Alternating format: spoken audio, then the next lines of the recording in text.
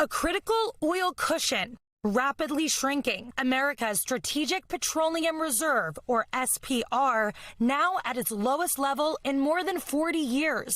Just 311 million barrels of crude remain in the SPR, about half of where we were just 4 years ago. And it's 100 million barrels lower than in March, with tens of millions more still to be let go after the Trump administration authorized a mass release to help contain the oil price shock from the war with Iran. It's one of the largest releases that we've seen in recent history. Energy analyst Jorge Leon calls the SPR an emergency oil insurance policy.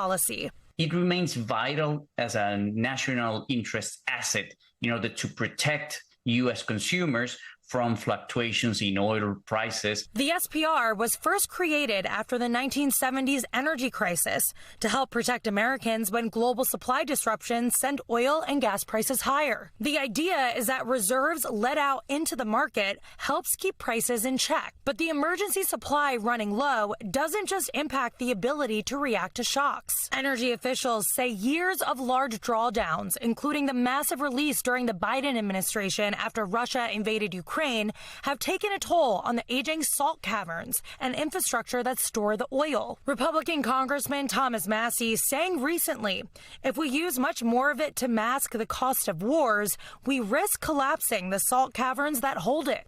The White House responding to our request for comment, saying the administration, quote, exchange the barrels for lower cost barrels that will be delivered back to the SPR, with the Department of Energy adding the move could potentially save taxpayer dollars. Even with the reserve at a 40-year low, experts say the U.S. isn't as vulnerable to an energy crisis as it used to be, thanks in large part to the shale boom. The shale revolution has turned the U.S. into the world's largest crude producer, and its reliance on crude imports have plummeted in the last few years. And there's another reason oil prices haven't climbed even higher. China, the world's largest crude importer, slashed its oil purchases during the war, choosing to draw from its own stockpiles instead. China was a shock absorber. If China would have continued buying crude at its normal rate, we could have seen prices peaking closer to $170 per barrel. Even as the conflict seems to fire back up,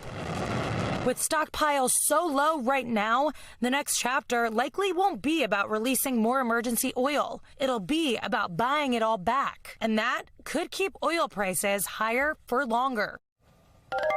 And Allie joins us now. You know, Allie, I was geeking out on this stuff earlier today, reading the Wall Street Journal. So Brent North Sea crude, back over $100 a barrel. What flexibility does the government have to ease the pain at the pump for Americans when the SPR is at this level?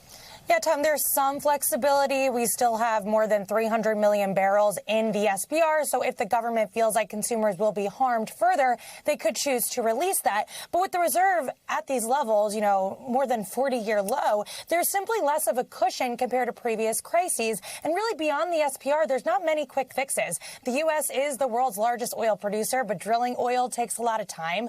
Oil is priced on a global market. So as long as these disruptions continue in the Middle East, Americans will keep feeling it at the pump. So really, Tom, you want all the tools at your disposal. You want to be able to lean on the SPR during emergencies, but you also want that longer-term energy independence. The issue, though, today is that neither one can offset these crazy global supply shocks that we're dealing with. Yeah, and no end in sight. Allie Canal, thank you very much.